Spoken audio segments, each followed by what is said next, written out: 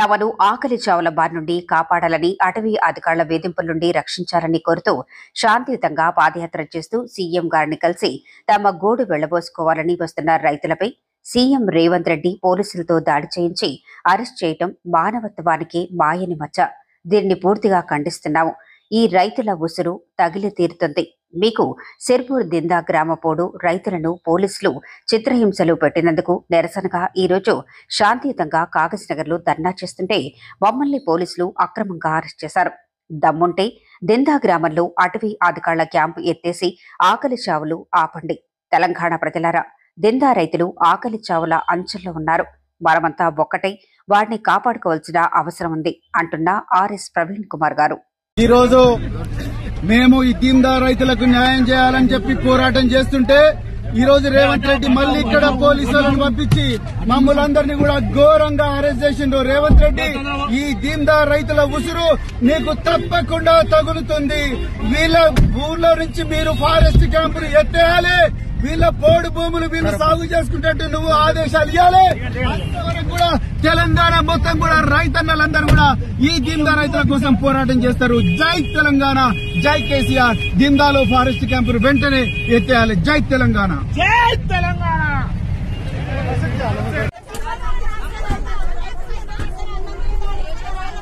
Revanth Reddy down down.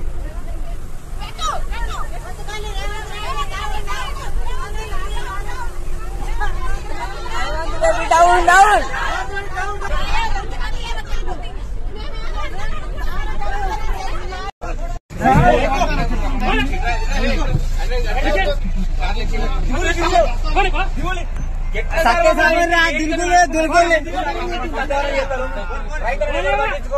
రైతులు ఇక్కడి దాకా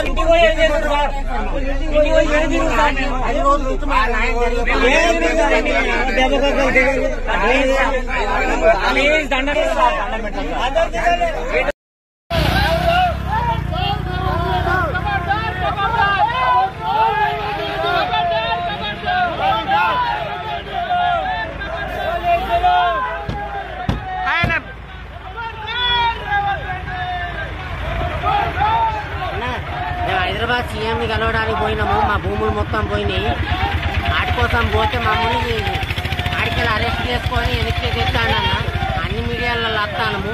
రగన్న దిగన్న ఫోన్ చేసి అడుక్కొని మీకేమైనా చెప్పిల్లా? మరి ఎవరన్నా కలిసిల్లా? ఎప్పుడు మాకు గలవలే. ఇంటి వరకు ఏ ప్రభుత్వం మాకు గలవలే. ఆడికెళ్ళి అరెస్ట్ చేసుకొని ఇటు తెచ్చానన్న. మేము ఆడికెళ్ళి అయినా కానీ మరి ఇటే పోతుంది. ఇప్పుడు ఎడిపోతాళ్ళు వాళ్ళు ఎటుకోత పోతారో మమ్మల్ని వర్కింగ్ కూడా పోనిస్తలేరు, ఎడు పోనిస్తలేరు. లేడీస్ ఒక బస్సులో, జెంట్స్ ఒక బస్సులో వేసుకొని వస్తాను. లేడీస్ మరి లేడీస్ వెనక వస్తాను ఇంకో బస్సులో. ఆడికెళ్ళి తీసుకొని వస్తాను. మేము ఇంటికి పోయి ఏం సాధించేది లేదు. మా భూములు అయితే మొత్తం పోయినాయి. మేము ప్రాణాలు పోయినా ఆడికెళ్ళి మరి ఇటే వస్తాను తప్ప ఏడో తిన్నా. వాళ్ళు మొత్తం పోలీసు వాళ్ళు కొట్టుకొడుతా అనుకుని తెస్తాను. ఏం తిననిస్తారు. పోలీసు వాళ్ళు కొట్టిల్లా మిమ్మల్ని? పోలీసు వాళ్ళు మమ్మల్ని ఎక్కియంగా అక్కడ కొట్టిండు. ఒంటేరు కత్తాందని అక్కడ కొట్టిండు. మరి సామిరిపేట పోలీస్ స్టేషన్ మేము వస్తామన్నాను. 400 మంది పోలీసు వాళ్ళు వచ్చి 400 మంది పోలీసు వాళ్ళు వచ్చి ఆడికెళ్ళి మమ్మల్ని లేదు, ఏది లేదు. హైదరాబాద్ నుంచి అసలు సామిరిపేట నుంచి అన్నమే లేదు నాకు.